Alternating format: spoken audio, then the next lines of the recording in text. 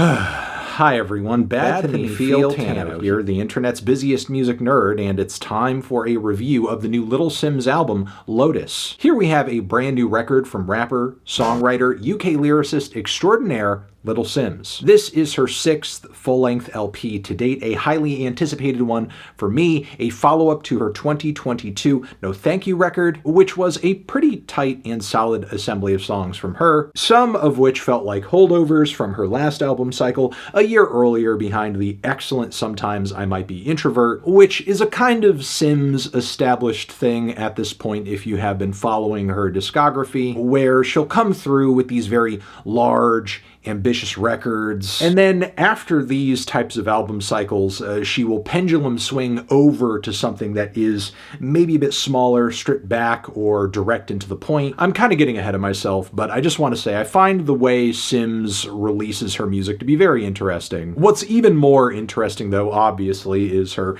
incredible talent for songwriting and lyricism, and off the strength of those talents in several short years, Simz has really proven herself to be one of the best things the UK has ever given us in terms of hip-hop. And she's shown so many sides of herself in her catalog so far, whether you're talking about the rough and rugged beats and brash attitude of Gray Area, or the fantastical storybook production of Sometimes I Might Be Introvert, a record that was really an ode to her journey and success as an artist, while also making note of the sort of solitude she prefers and seeks in her life sometimes. And with this new LP, I was very much looking forward to seeing her musical world expand, especially with the surprising direction that some of the singles here took, like with the song Flood, which is an Obong JR and Moonchild Sonelli crossover, a track that has a super grim, primal beat and vibe to it that is unlike anything Simz has ever done before. And there was also Young, which in many ways goes in the polar opposite direction, and has kind of proven to be her most polarizing single to date. It's kind of a goofy bop with some super raw drums, bass, and guitar.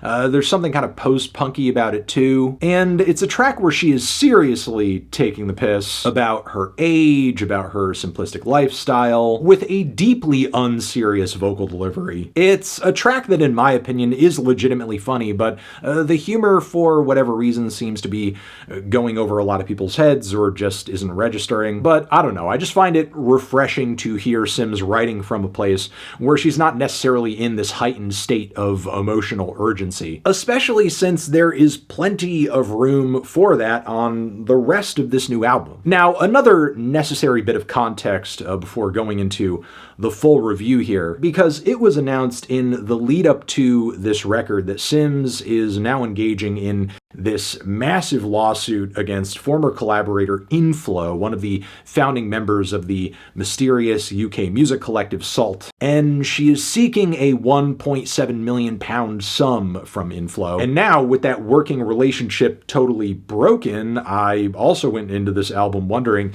how would the music turn out? And would Simz even be able to deliver on her usual pattern of this time around delivering a record that's really kind of like reaching for the stars and is just generally quite ambitious? But as worrying as this context is, it seems to have just served as more fuel for Simz's creative fire here. And I was actually surprised to hear how much seemingly this whole thing seems to play into this record's themes of betrayal, friends, family, just the people in your life who you need the most, and also finding the power within yourself to accomplish things on your own when you need to. Take the opening track on the record, for example, Thief, which is about exactly what it says it is. And while Simz doesn't go over all of the details of her falling out with Inflow on this song, she does make the feeling of being tricked and exploited, abused, and ripped off pretty clear over these bustling drums and eerie guitar lines and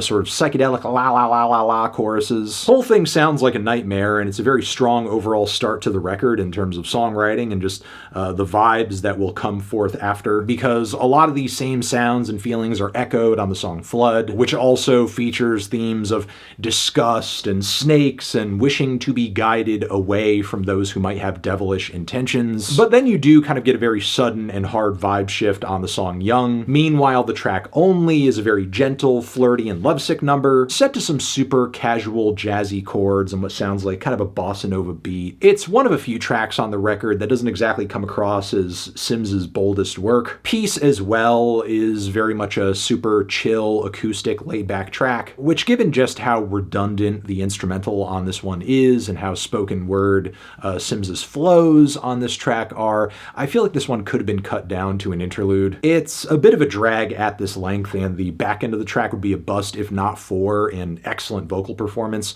from Moses Sumney. Lion is yet another cut in the track list featuring Obong JR, which instrumentally is a bit of an Afro-funk blend, very solid verses once again from Simz, and overall it's fine. It just seems like the kind of thing that could have been added to whatever smaller sort of, between albums release Simz is likely to release after this, or I don't know, maybe a deluxe expanded edition of this album. However, I do think there are some other truly strong cuts in the first half of this LP, like Free, which is this lovely soul-infused number where Simz gives a really profound, moving dissertation on love, which I think standalone is really great, but also I think necessary in the context of a record where she's rapping about so many moments where she's feeling a lack of that. So instead, she's seeking out connections that actually do deliver some kind of care and reciprocity. The song Hollow as well is pretty excellent and further dives into the hollowness of the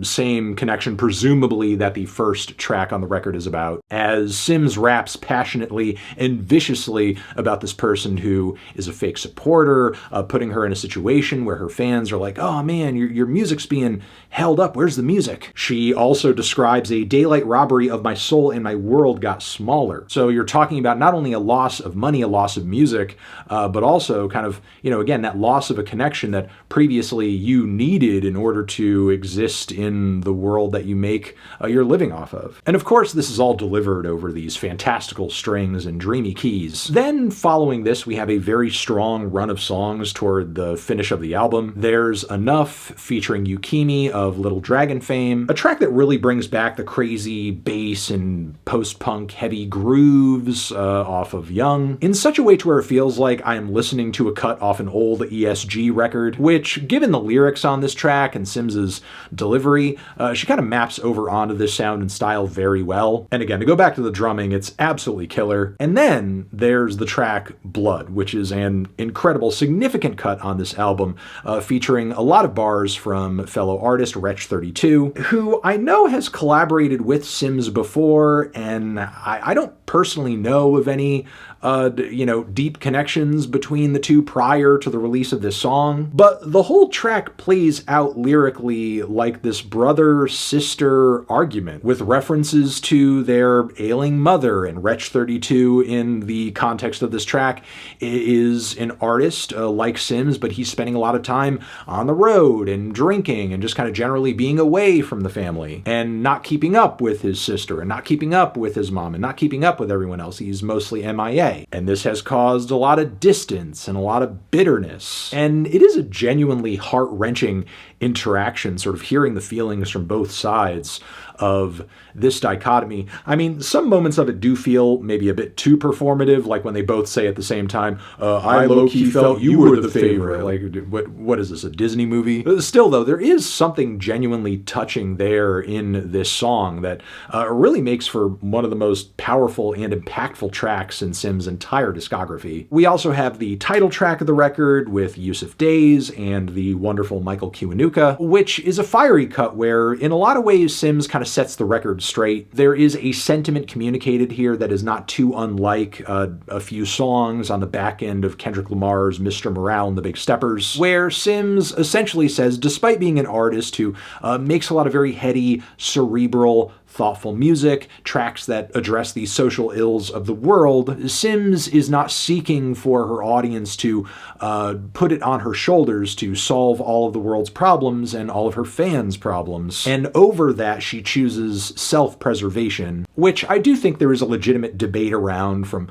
both sides, but I do feel like Simz puts her case in at least a very compelling way here. Following this, the song Lonely ties up a lot of the album's major themes, especially in relation to this creative connection that is now gone, with a lot of this track being devoted to Simz kind of struggling through the process of making a new record, you know, in a much different dichotomy and state, feeling more alone than she ever has in her creative process. Though I will say, looking into the, you know, liner notes of this record, she did have a fair amount of collaborators going into this project. Still, that is not to say that there isn't legitimacy to the feelings on this track and that they're not communicated well. And the song does feel like a genuinely triumphant moment where she's overcoming this obstacle and sort of overcoming this fear in her head, like, oh, can I actually do this with more of the responsibility being on me this time? And I mean, you know, considering how good this album came out, the answer to that question is very much yes. We also have a beautiful and powerful closer on here featuring Sampha, which in a lot of ways is sort of like this, you know, very mellow acoustic afterthought. I'm very glad these two have crossed over once again. And despite this track being so stripped back and so acoustic, I do think it does a better job than like Peace, for example,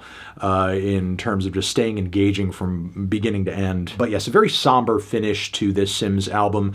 One that I think in some respects is going to be a bit of a tough sell, or due to some of its experimentation and very mellow, low-key, moody tracks might leave some fans scratching their heads. But make no mistake, this is still a very well put together, impressive, well-written album from Simz, one that comes from the heart, and an album that to me feels like it was more for her than anyone else, because I feel like a lot of these tracks just kind of came from a need to document and process what understandably was probably a very low point in her life, and making an album like this was probably one of the only ways of making her way through it. And it's amazing that she was able to do so while balancing the demands of making a record that has great bars and production throughout. And in a lot of ways, I feel like we ended up with a project that is kind of the converse to her last major album, Sometimes I Might Be Introvert, because now I feel like kind of many of the takeaways of this record revolve around the importance of